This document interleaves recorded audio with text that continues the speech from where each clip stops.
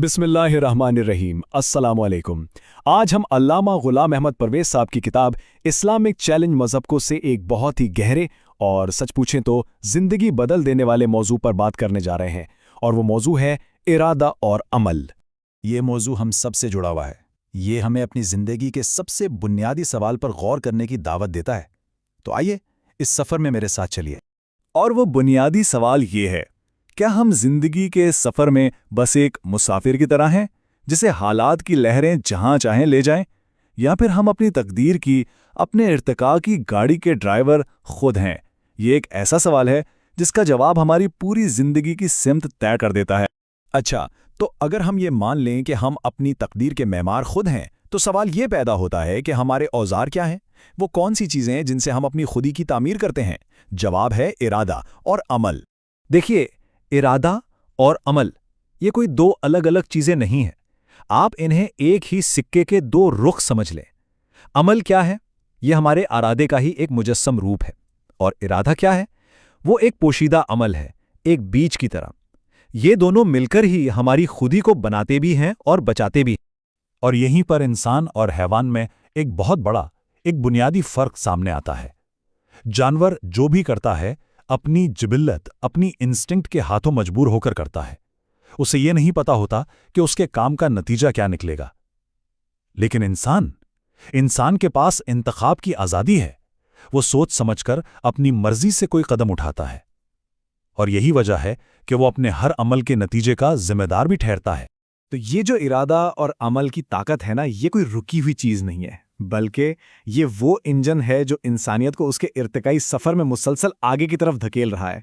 जरा इस तब्दीली की अजमत पर गौर करें। लाखों साल तक इर्तिका का अमल गैर फ़याल था, मतलब फितरत जानदारों को खुद ही शक्ल देती रही। लेकिन फिर इंसान आया और इसने आकर सारा खेल ही बदल दिया। इंसान अब फितरत के हाथ में सिर्फ एक खिलौना नहीं रहा, बल्कि वो खुद अपने इर्तिकाई सफर का ड्राइवर बन गया। अब हमारे अमाल ही फैसला करते हैं कि इंसानियत का मुस्तकबिल क्या होगा और हम किस रफ्तार से आगे बढ़ेंगे। और इसका मतलब क्या है? मतलब ये कि अब तरक्की खुद ब खुद नहीं होगी। फितरत अब हमें सहारा देकर आगे नहीं बढ़ाएगी।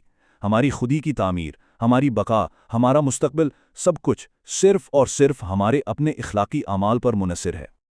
अच्छा, जब हर अमल का कोई ना कोई नतीजा तो होता है, तो हमारे इन इखलाकी अमाल का हतमी नतीजा क्या निकलेगा? कुरान इसके दो मुमकिना रास्ते बताता है। एक को वो जन्नत कहता है और दूसरे को जहन्नम। लेकिन यहाँ एक बहुत अहम नुक्ता समझने वाला है। ये कोई जगह नहीं है, बल्कि ये हमारी अपनी खुदी की अंदरूनी कैफियत के नाम है। जन्नत क्या है? ये तकमील का, एक भरपूर जिंदगी का एहसास है। ये उस खुदी का इनाम है जो मुसलसल तरक्की करती है और इर्तिका के अगले मरहले के लिए तैयार हो जाती है।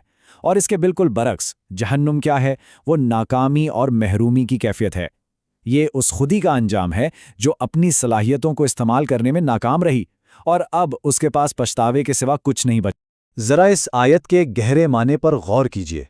एक ऐसी कैफियत, एक ऐसी अजियत जहां इंसान ना तो आगे बढ़ने के काबिल है, यानी वो जिंदा नहीं, और ना ही उसे फना का, ख़त्म हो जाने का सुकून मिलता है, यानी वो मर भी नहीं सकता।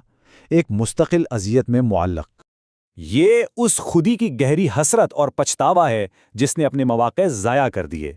ये इस कर्मनाक एहसास का इजहार है कि काश मैंने अपनी इस असल ज़िंदगी के लिए दुनिया में कुछ अच्छा काम कर लिया होता। और दूसरी तरफ ये आयत उन लोगों के इत्मीनान और अबदी खुशी को जाहिर करती है जो मौत की आजमाइश से कामयाबी से गुजर गए। उन्हें पूरा यकीन है कि अब कोई जवाल नहीं, कोई खात्मा नहीं, बस तरक्की है और हमेशा की जिंदगी है। चलिए अब देखते हैं कि खुदी की तरक्की का ये सारा तस्वुर मौत के मानी को कैसे बिल्कुल ही बदल कर रख देता है।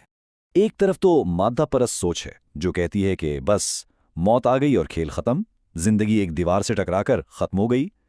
लेकिन दूसरी तरफ कुरान हमें एक बिल्कुल मुख्तलिफ तस्वीर दिखाता है। वो कहता है कि अगर हम अपनी खुदी को परवान चढ़ाएं तो मौत दीवार नहीं बल्कि एक दरवाज़ा है, एक नई और बेहतर जिंदगी की तरफ जाने का रास्ता। कुरान का ये ज़बरदस्त सवाल कायनात के कानून इंसाफ को वाज़े करता है। क्या ये मुमकिन है कि जिसने ईमान और नेक अमल की ज़िंदगी गुजारी और जिसने बुराई का रास्ता अपनाया, उन दोनों की ज़िंदगी और मौत एक जैसी हो जाए? कुरान कहता है, सा मा यहकुमून, कितना ही बुरा है वो फैसला जो तुम करते हो, ऐसा हो ही नहीं सकता। तो वो शख्स, वो मोमिन जो इन उसूलों को समझ लेता है, जो इन पर यकीन रखता है, اس کی سوچ کیسی ہوگی؟ آئیے اس کی ذہنیت کو سمجھتے ہیں، جو موت کا سامنا خوف سے نہیں بلکہ امید سے کرتا ہے۔ دیکھیے، جس شخص نے اپنے اعمال سے اپنی خودی کو مضبوط اور توانا بنا لیا ہے، اس کے لیے موت کوئی خوفناک چیز نہیں ہے۔ یہ تو ایک سنگ میل ہے، ایک امتحان ہے جس میں کامیابی کے بعد ایک عظیم انعام اس کا منتظر ہے۔ علامہ اقبال کا یہ شعر اس پوری کیفیت کا نچوڑ ہے۔ چو مر گاید تبسم بر لبوست، جب موت آتی ہے تو اس کے ہونٹوں پر مسکراہٹ ہوتی ہے۔ یہ مسکراہٹ اس اطمینان کی گواہی ہے کہ اس نے اپنی زندگی کا مقصد پورا کر لیا ہے۔ اور یہ قرآن کا ایک کھلا چیلنج ہے، سچے ایمان کا حتمی پیمانہ۔ اگر واقعی تمہیں یقین ہے کہ تم نے ایک کامیاب زندگی گزاری ہے اور آگے تمہارے لیے بہترین انعام ہے، تو پھر موت سے ڈر کیسا؟ پھر تو موت کی تمنا ہونی چاہیے۔ تو آخر میں اس ساری گفتگو کا خلاصہ کیا ہے؟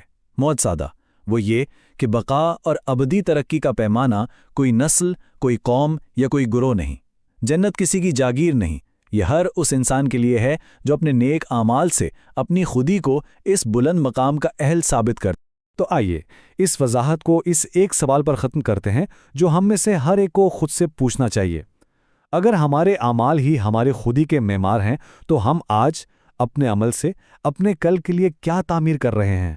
اسی سوال پر غور و فکر کرنے کے لیے آپ کو چھوڑتے ہوئے آج کا موضوع یہیں پر ختم ہوتا ہے۔ اگلے موضوع کے ساتھ بہت جلد دوبارہ حاضر ہوں گے، تب تک کے لیے اللہ حافظ۔